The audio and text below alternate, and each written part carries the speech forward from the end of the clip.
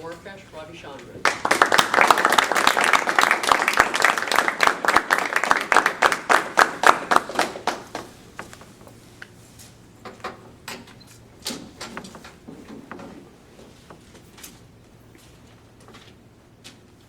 Alright. How many times have we seen ourselves dancing in front of a crowd when the live music is playing? Alright.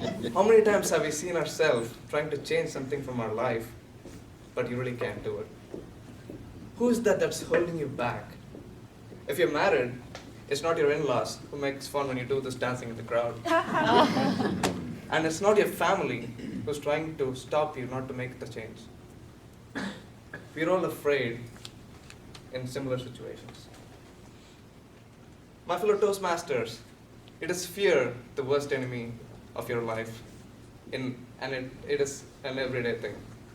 There is a saying, keep your friends close, your enemies closer. So fear is your enemy. So if you have to face your fear, you have to know him. You got to learn what he is. Can you really face him? And if you do, what happens to you? How does it affect people around you? You got to understand that. Fear, it's an unpleasant emotion caused by the belief that something or someone might hurt you or cause you pain. So, when you're faced with this feeling called fear, your body and mind experiences few effects. Like cold feet, shaky legs, but your body stays still. Some have, how do I say this? Really bad bladder control. Stick to the stomach, sweaty palms, dry mouth, nausea, etc. And your mind, it goes blank. You can't think straight. Wrong decisions, bad judgments, everything happens. So we all know what fear is. And we know we have to confront him at some point. How do we do that? To me, blood and water is my fear. When you see blood, it's always bad, right? Except when you're donating it. And that's a good thing, and if you can, donate blood. And water, obviously for the fact that you can drown, or get bit by a shark or a jellyfish sting if you try to swim in the ocean. Right. So let me help you explain with an example from my own life that helped me to face this fear. So there was this challenge called Battle for the Beach, where you had to swim half a mile in the ocean, part of the competition. It happened in Jack's Beach, never quit if you heard about it. So I wanted to do it, and I don't know how to swim in the ocean. What I did, I got professional help. My friend Christopher, he was a lifeguard at Jack's Beach. So I asked him, hey, can you train me? And he did. He taught me the technicality of swimming. He taught me the ways to swim in the ocean, fight against the currents and stuff like that.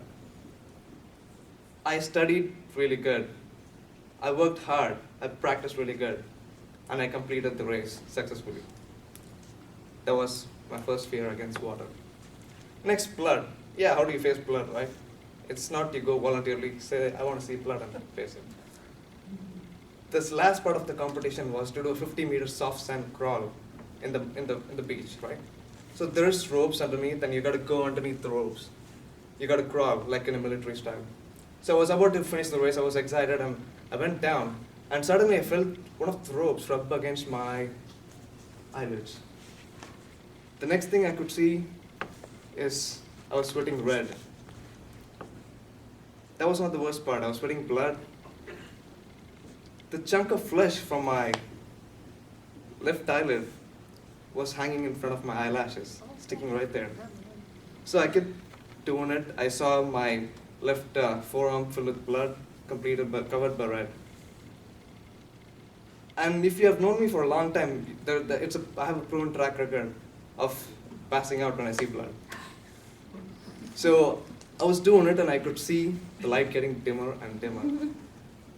I couldn't see anything. I couldn't hear anything. I thought I'm going to pass out. You can make it! You can make it! That was the sound I heard from the end of the line. It was my friend cheering me up to finish it. It was Christopher, of course. I was trying to concentrate, okay, I got to get back in the game. I shouldn't let this one bother me because you're here to finish the challenge, no matter what happens. I started covering the blood with sand, and I did it, and I finished it. So 2 things I learned from this experience. You can face your fear by having hard practice, learning who your fear is, how you can handle them. And the second one, unfortunate things happen. How can you face it? By keeping your eye literally on the goal. That's what happened to me. So, once I finished the race, I felt like I could pick up an elephant, put in my finger, spin him like a basketball, like in the cartoons, if you see. Well, and my morale was boosted. I felt so energetic. And the second part, to appreciate Christopher, his dedication on training me, I gave this pendant to him like he's like kind of a Superman thing. Few months later, he got married. So he presented all his groomsmen with another pendant that says Superman. And I was one of the groomsmen. So he said the reason he gave this particular thing to everybody is this medal reminded him something, that someone believed in him and they conquered the fear. During his tough times, looking at this medal, this chain, made him go through his tough times. And that was really affected me, and I was glad that I was able to affect other people's life in a positive way.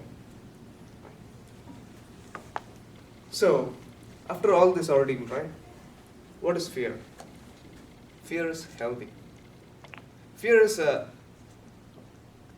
emotion that is designed for self-preservation. If not, we all be jumping out of planes with backpacks filled with candies, not parachutes. So I would like to quote this particular person, Miriam Williamson. She made this beautiful quote. It goes like this. Our deepest fear is that we are not inadequate. We are powerful beyond measure. It's the light, but not the darkness, that frightens us. We are all meant to shine like the children's do.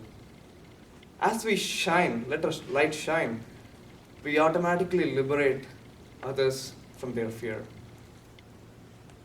So when next time someone says, hey, just do it, you don't. You don't go just do a triathlon. You study, you prepare, you work hard, and keep your eye on the goal. So, Toastmasters, face your fear with knowledge and conquer it. Thank you.